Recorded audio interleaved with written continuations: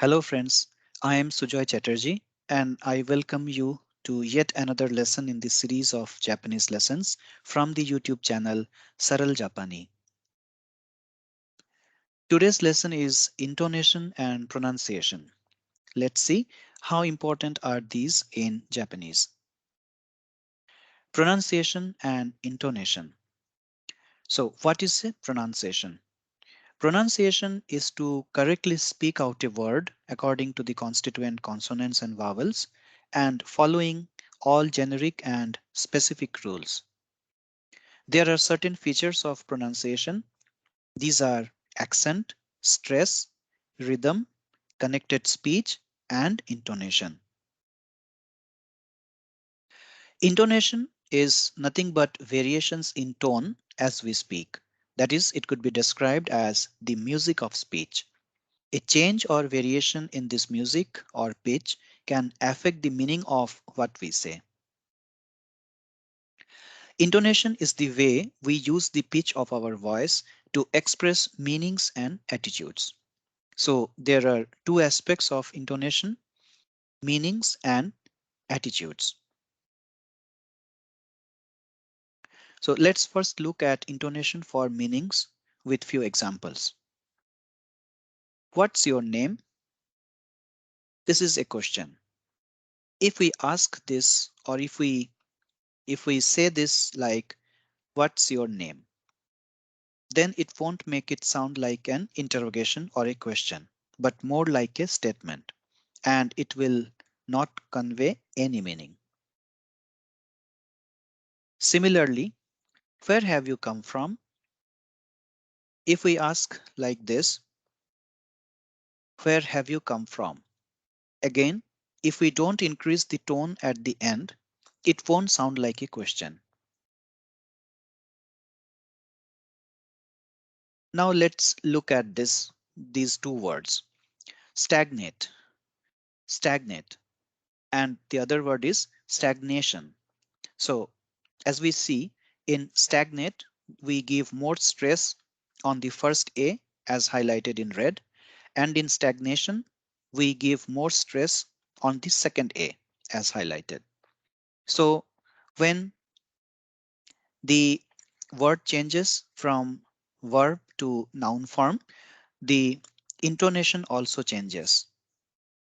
Another example is import.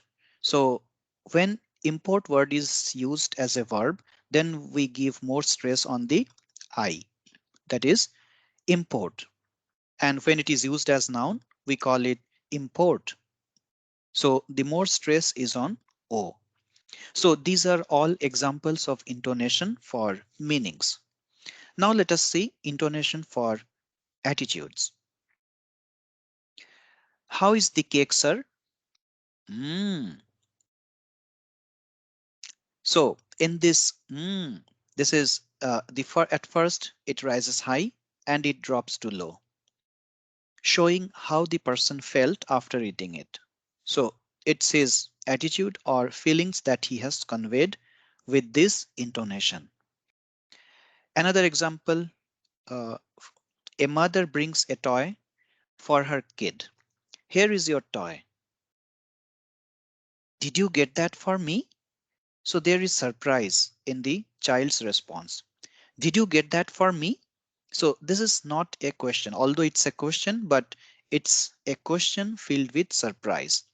So the question, the intonation for the question or the interrogation is intonation for meanings, and the surprise that is laced with it. Did you get that for me? The surprise in this uh, in this form of presentation. So that is intonation for attitudes. So this is the generic concept of intonation. So now we will see how intonation is used in Japanese and what's the significance of it. In Japanese, there are two types of pitch, high and low. Let's take an example, the word yaki. So here you can see Ya has a low pitch and ki has a high pitch. So it's yaki. Similarly, we have tori. So yaki and tori. So if we combine these two, we have a new word, yakitori, yakitori. So this means ya is in the combined word, we have ya as the low pitch syllable and ki, to and ri are high pitch ones. So yaki tori becomes yakitori. Let's take another example. A. So this is the Japanese word A. So let's see how the intonation will change its meaning. If we pronounce it as A or A, that is flat or downward tone, it indicates a yes. The meaning will be yes. But if we pronounce it like A, then this interrogative tone, it will indicate a what. Like in English, we say what. So it's the same thing in Japanese. A what. So this intonation, this change in intonation, the difference in the difference in intonation will give different meanings to this word a. Now let's take examples of few more words whose meaning changes due to a change in intonation. So these four words, kiru, haku, ame, and hashi. All these are two syllable words, as you can see. That is, they all of them contain just two sounds each. So in each of these, if we give more stress on the first syllable, it gives one meaning. And if we give more stress on the second syllable, it gives a different meaning. First one is the kiru. So if we give stress on the first syllable, kiru, it means to cut. And if we give stress on the second syllable, it will be pronounced as kiru. It means to wear. So kiru and kiru. Similarly, haku. Haku means to sweep and haku means to wear shoes and trousers. Haku to sweep, haku to wear shoes and trousers. Ame, rain, ame, candy. Hashi, chopsticks, hashi, bridge. So now it should be clear to you like how the intonation in Japanese can totally change the meaning of words.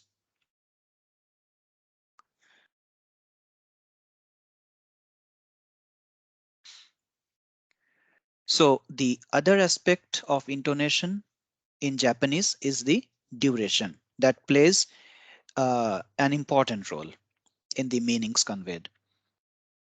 So a change in the duration of a syllable may totally change the meaning of the word.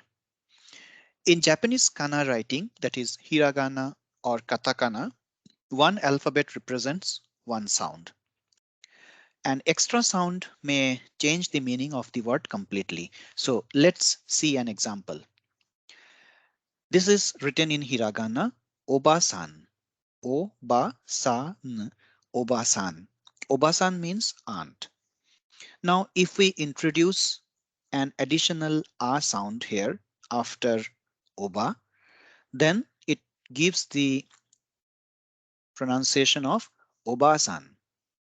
Obasan. So obasan means grandmother. So we can see that an extra a vowel sound has totally changed the meaning of the word. Obasan is aunt, obasan is grandmother.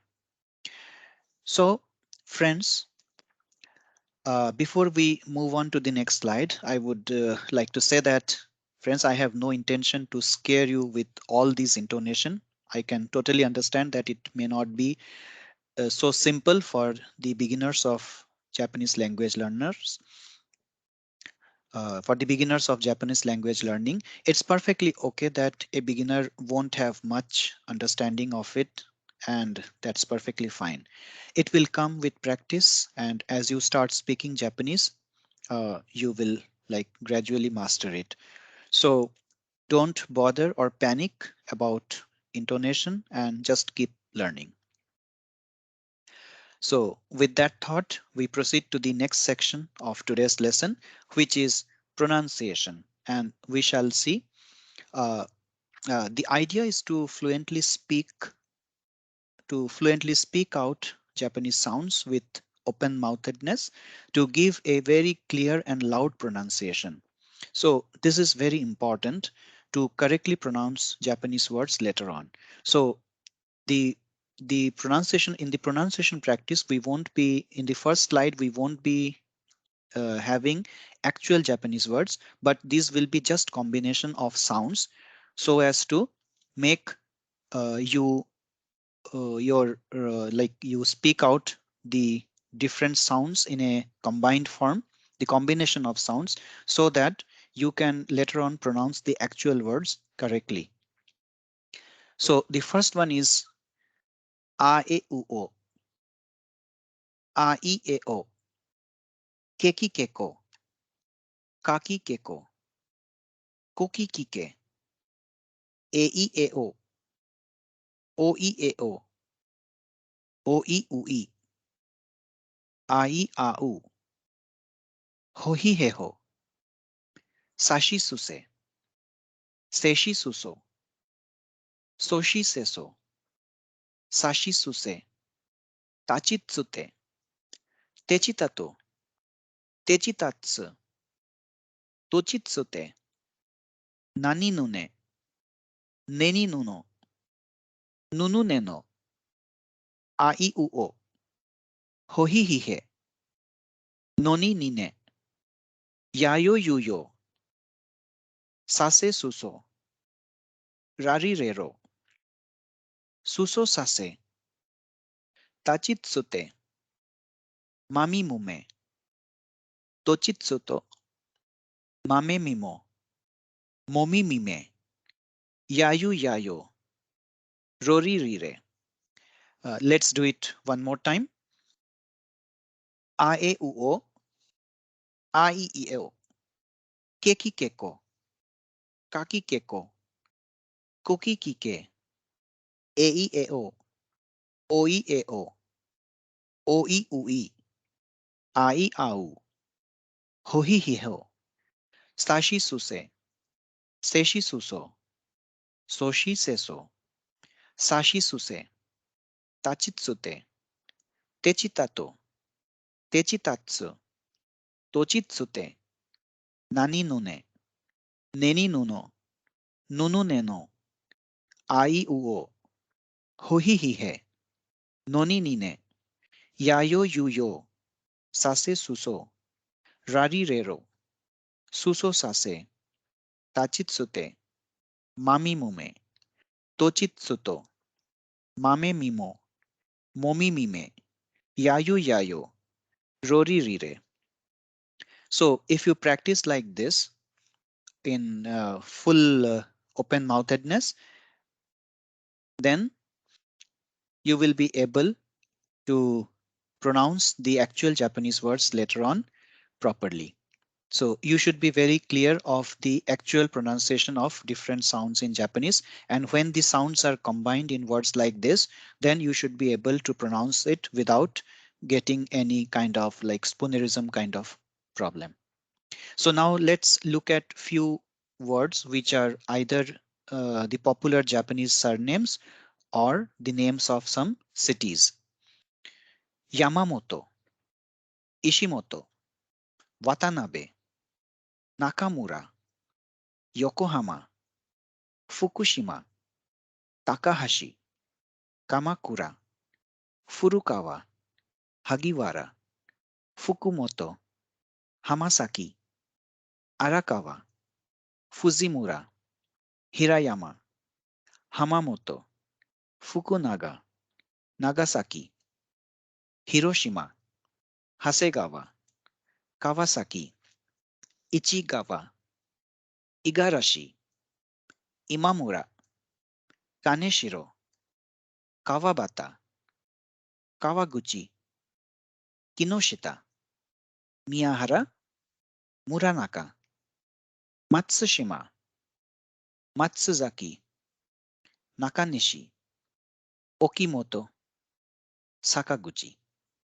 So the earlier slide was just some combination of sounds, and this slide gives you the actual words which are the popular surnames used in Japan, and also the names of some cities of Japan.